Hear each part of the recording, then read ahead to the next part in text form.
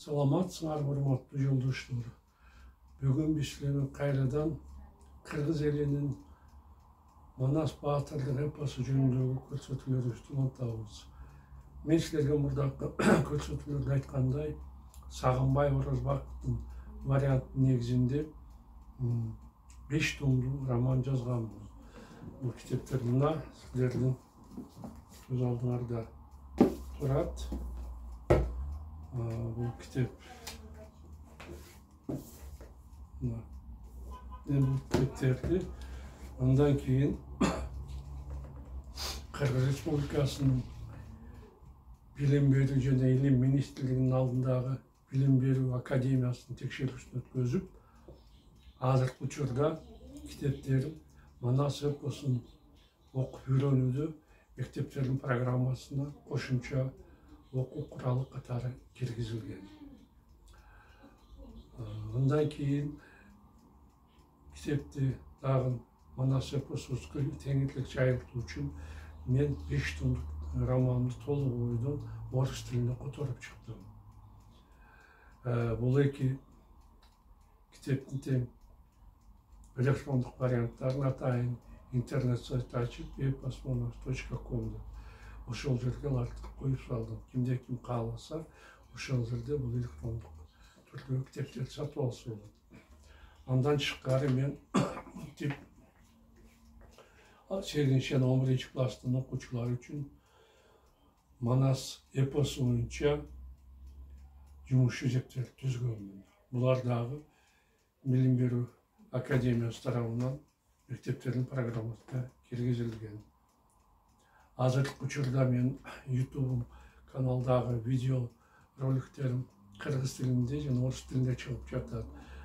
Орус тилиндеги роликтерим учурда дүйнөнүн 112 тилинде субтитрлер менен чыгып жатат. Муну мен атайын биздин эпосубуз көбүрөөк жайылтылсын деген максатта жүзөгө ашырдым. Азыр болсо мен өзүмдүн романымды окууну улантсам.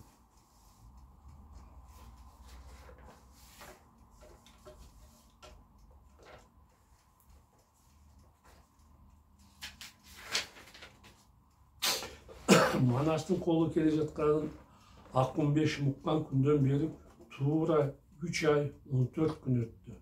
Бул мезгилдин ичинде калмактар согушка аябай катуу даярдык көрүштү. Манас келди деген кабар укканда калмактар 1500 миң кол менен кыргыздарды утурлай жылгындуунун талаасына барышты. Келечектеги салгылашууда жеңип чыгууга үмүттөнүп, алар даярдыкты катуу көрө башташты. Жаачандар жааларын, кириштерин бекемдешип, оор куралданган жоокерлер найзаларын, кылычтарын курчту. 10 башы, 100 башлар колго жаңы келип кошулган шаардыктарды аскерлик өнөгө үйрөтүү менен алек болуп жүрүштү. Эртеси күнү таң атканда кыргыздын аскерлери калмактардын жанына жетип келди. Душмандар бет маңдай келгенде 2 балбан эрөөлгө чыгарган болду. Калмактардан ак жаалдуу, кара ат минген, алтын айчык тон кийген, көмкөрөк калкан тартынган, көк найза көтөргөн, узун бойлуу, жапжаак, сары жүздүү кегети жайсаң майданга чыкты. Кыргыздардан ак куйрук атты минген, жарагын белге чалган, мбакин найза көтөргөн, орто бойлуу, кең далдуу, ак чумал Абдулла баатыр аттанды. Эрөөл башталганда балбандар найза менен сайышып, кылыч менен чабышып, айбалта менен салышып, күрсү менен чабышып, ач бөрөдөй жулушуп, бири экинчисинен үстөмдүк кыла албады. Буга өтө жинденген баатырлар жааларын колго алып, бири-бирине 50ден ок атышты. Акырында мылтык менен атышып, 100ден огу түгөндү. Бирок эч бири жеңбеди. Күн тийгенде салгашты баштаган балбандар кечкиринге чейин алышып, чарчаганда аскерлерине кайтышты. Эртеси таң атканда кан майданга калмактардан тугалык балбан чыкты. Сары ат минген, жонунда калканы, колунда найзасы бар, каңылжар каңкайган, муруну селебенин кабындай, айбалтанын сабындай, Кара туудай жаңкайган калмак шайтанча бакырып, пайналап ураан чакырып, Эреөлгө эрдемсинип чыкты. Манастын колунан Айдаркандын уулу Эркөкчү анын алдына жөнөдү. Майдандын ортосуна жетип, балбандар бири-бирин найза менен качырышты. Көкчө Тугалыктын соккусун калканы менен кагып үйдү. Каттуу соккудан казактын башы эңги-деңги боло түштү. Жаны ачып, ачууланган баатыр бар күчү менен калмакка найза шилтеди. Канчалык аракет кылса да Тугалык андан кутула албады. Казактын найзасы калмактын көкүрөгүнө тыкалып калды. Денесинин жараланган жеринен кара кочкун кан шырылдабай баштаган Тугалык алсырап, башы айлана баштады. Аттан биротоло кулап түшүп, набыт болгонго чейин калмак найзадан суурулуп чыгууга жандалбастап аракет кылды. Бирок анын ниети таш капты. Тугалыктын бактысына Көкчө аны биротоло ат үстүнөн жыга албай, экөө тирешип калды. Ошондо калмак атынын башын бура тартып, колуна качып өнөдү. Көкчө артынан жетип барып, анын жонуна найза салды. Тугалык аттан кулап кетейин деп, араңда зорго ээлди карманып калды. Атынын мойнун кучактап, жарадар болуп, аккан канын кучактап, ал колуна кире качты. Көкчө тукуганын токтотконго аргасыз болду. Себеби калмактардын колунун ичине кирип кетсе, душмандардын оңой олжосу болмок. Ошондуктан баатыр атынын башын буруп, майданга кайра тартты. Аны кыргыздар жеңиши менен куттуктап, жер жаңыртта кыйкырып тосуп алышты. Буга калмактар аябай ыза болушту. Атадан туулбай калгын, каарданды Тугалык жамыра деген жайсың. Биздин баарыбыз шерменде кылдың сен, ит десе. Узун бойлуу, алып денелүү, сейрек сакалча, мурду барбайган жамыра алагер атынан минип майданга чыкты. Эреөл башталганда ал атында чаап баратып, казакты жаасы менен алыстан атып жиберди. Ок 7 кабат калканды жарып өтүп, соопту тешип, Көкчөнүн оң кабыргасына каралып калды. Эти ачынган баатыр кабыргасынан жебени сууруп алганда, жара аттан кан шорголуп ага баштады. Көкчө көздөрү караңгылашып, колу буттары алсырай баштаганын сезди. Мыйыгынан жылмайган жамыры аны биротоло жер менен жексен кылуу үчүн коломсоктун кайрадан ок алды. Бирок ал анын жаңанын киличин чалганга үлгүрбөдү. Өмүрү коркунучта калган Көкчө акыркы күчүн жумшап, душмандын атчан чаап барып, аны найза менен түшкө сайды. Соккудан жамыра аттынан аттарып, жерге башы менен сайылып, ушол жерден мүлт кетти. Жарадар болгон Көкчө анын алагер атын алып, колуна кайтып, кабыргасы каттуу ооруганынан атасынын кызыл чатырында жатып калды. Эреөлдү тынчсызданып карап турган Айдаркан дароо баласынын жанына жетип келип, анын жараатын ак кебесинен байлап, ага жардам бере баштады. Бул учурда майданга калмактардын узун бойлуу, кең даалуу, сары жүздүү, мөңдүү чебен балбаны найзасын кармай чыкты. Бурут болсоң келгин айгайды салды ал. Ким болсо да сазайын беремин. Кыргыздардан орто бойлуу, чымыр денелүү, кара каштуу, жапжак, ак жумал эр мажик аны менен күч сынашаткан болду. Ал майданга чыгышы менен балбандар буйдалбастан бир нече жолу найза менен сайышты. Мындан жыйынтык чыкпагандан кийин балбандар кылыч менен чабышканга өтүштү. Калмак чапчаңдык кылып, кыргыздын бети башын бир-эки жолу кылычынын учу менен тилгенге үлгүрдү. Тилинген жерлери жарылып, ооруганына чыдабай, мажик аттын башын тартып, колуна кире качты. Адам болбой кал, сөктү аны эрим. Алым жетпей, бишир болгондон кийин майданга эмнеге чыгасың? Үрбү ызырынып, аты менен мөңдү чебенге карай жөнөдү. Сен эмнеге кыйынсынып жатасың? Үрбүнүн атылып келе жатканын көргөн калмак мыйыгынан жылмайды. Мага эрдемсинип чыккан мажикти талкаладым. Сенин да сазайыңды берем. Майданда үрбү менен мөңдү чебен кыйлага уруш салышты.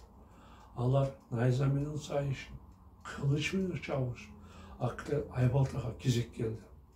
Калмактын калканын тосуп алып, үргүн аны Айбалтасын какчып ооруп, төрткө бөлүп салды. Күйгөн келип кеч болуп калгандыктан эки кол жай-жайына барып жатып калышты. Манас жоокерлердин кандай жайгашканын, эмне муктаждыктар бар экенин билүү үчүн адатынча коштун арасын кыдыра баштады. Башчысын көргөн аскерлер ордунан туруп, тартынбастан арыз арманын айтып жатышты. Себеби Манастын берешендиги, айкөлдүгү баарына белгилүү эле. Эреөлгө чыгып, кабыргасынан жарадар болгон Көкчөнүн чатырына жеткенде Манас өзгөчө мээримдүүлүгүн көрсөттү. Кандайсың бөлө?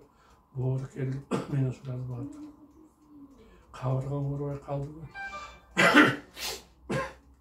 Кайдан дейсиң? Манас кабагын чыкты жооп берди Көкчө. Каным көп кетип калгандыктан өзүмдү аябай алыс сезип жатам. Ореңдил дарыдан көбүрөөк ичпейсиңби? Тынчтана карадага Канкур. Дароо айыгып кубатыңа келесиң. Дарымды жоготуп алдым. Ооруш келди Көкчө. Аны чүрүп салдымбы, же бирөөгө бердимби? Эч эстей албай жатам. Бул жөнүндө эмнеге мага айткан жоксуң? Нааразы болду Манас. Мен сага өзүмдүн дарымды берет элем. Ал жанында дайым алып жүргөн дарысын сунганда бир аз оңтойсузданган Көкчө анын жарымын ичип, калганын Манаска кайтарды. Рахмат баатыр, ыраазы болду Көкчө. Демиме дем, күчүмө күч кошулгандай болуп, өзүмдү кыйла жакшы сезип калдым.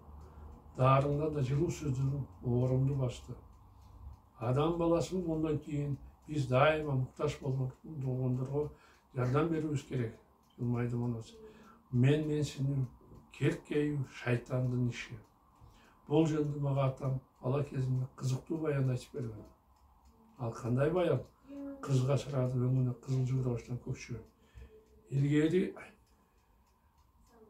Абу Суфра деген киши Хаджаж шаарынын акими болгон экен. Ал кооз кийимдерди кийип, күлүк аттарды минип, мансабына, байлыгына керилип жүрөт эле. Күндөрдүн биринде ага Абдуллах деген акылман жолугуп калды. Акимдин керкейип жүргөнүн акылман ирээңжи башын чайкады. Эй Алланын пендеси, деди ал. Мындай жүрүштү Алла жанын элчиси жаман көрөт. Жупуну кийинген акылмандын сөздөрү Мухаллапты аябай ачууланды. Сен эмне деп жөө жүрөп жатасың? Тумаяк, кыйкырды ал. Менин ким экенимди билесиңби? Ооба, тааныймын, билемин. Жайбаракат жооп берди Муталип. Сенин башталышың плас суюктук, аягың сасыган өлүк дене.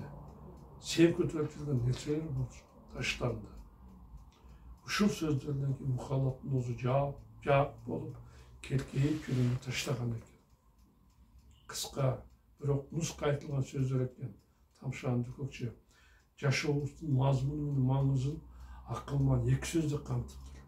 Башталышын ыплас суюктук, аягын сасыган өлүк. Эч ким мындан так айта албаса керек. Мен да ошондой деп ойлоймун деп башын ийкеди Манас. Эртеси күнү таң атканда Эреөл кайра улантылды. Калмактардан майданга кең даалуу, орто бойлуу, сары жүзү салаңгыр балбан чыкты. Кел бурут майданда анын акырыгы баш жарды. Муну көрүп Бойгуттан барган узун бойлуу, арык чырай, кызыл жүздүү Кубанкан атка минип акырып, баабедин деп бакырып майданга чаап чыкты. Эреөл башталганда салаңгыр озунуп найза салганда Кубан аны кагып ийүүгө үлгүрдү. Ошондон кийин ал душманына найза сайынын ордуна балбандыктын башка түрүн көрсөттү. Калмакты курдан кармап, 6 жашар баладай атынан жулуп алып, улактай аттын жалына басып, Кубан жайбаракат аскерине келди. Байлагыла муну деп Кубан салаңгырды аттын үстүнөн жерге ыргытып, кайрадан майданга кайтты. Ошондо кыргыздар сүйүнгөнүнөн айланан жаңырт өкүрүшсө, калмактардын өңү өрөрө түштү.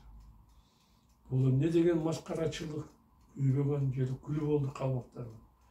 Биздин балдар эмне мышыктын баласыбы? Неге алар өздері атқа өңөрүп кеткенге жол беріп жатышат. Теги бизден Кыргызстан мен Чабышканга алып жететкен бирөө барбы? Же баары салаңгырдай бешелби? Калмактарга өйрөйдү алып берүү үчүн Кубанга каршы түшкөлүк атын минип Тулус балбан майданга чыга турган болду. Ал Чанагар суусун жертеген, чанчышып аны адам жеңбеген Калмактын эң атактуу баатырларынын бири. Мурunu бородой, эки көзүн чукуру, кайкаң белин түбүнө казып койгон ороодой, кашын көрсөң Калмактын суулаган кара теридей, төшүн көрсөң төшкө жакын керидей, кулагынын тешиги мамыга казган чуңкурдай болгон Тулус Жаңжуң майданга атырылып чыкты. Атын Тулус, өзүм кыйкырды алмазасы болгулай.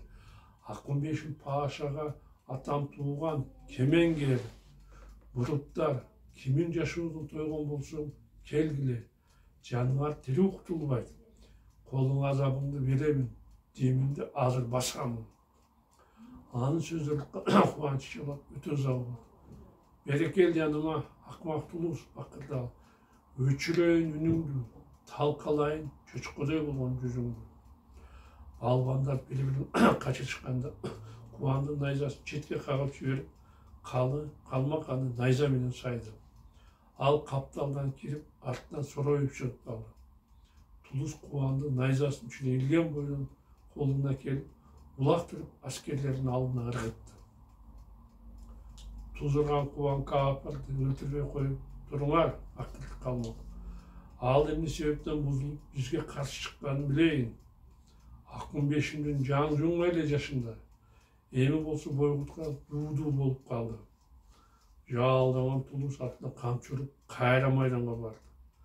Анын балбандыгын көргөн кыргыздар телейип, сүйлөй албай катып калышты делдейип. Ким мага каршы чыгат? Кыйкырды Тулус атын ойноктосо. Силердин эркектериңер барбы, кыргыздар? Мана сага каршы кара тейит элинен узун бойлуу, алып денели, кырдач мурунду, кызыл жүздүү Калмак баатыры чыгараткан болду. Ал бадана кийимин кийип, узун найзасын колуна кармап, майданга атырылып чыкты. Тулус аябай күчтүү жоокер, ойлонду Калмак. Анын жеңүү оңой эместиги айдан ачык.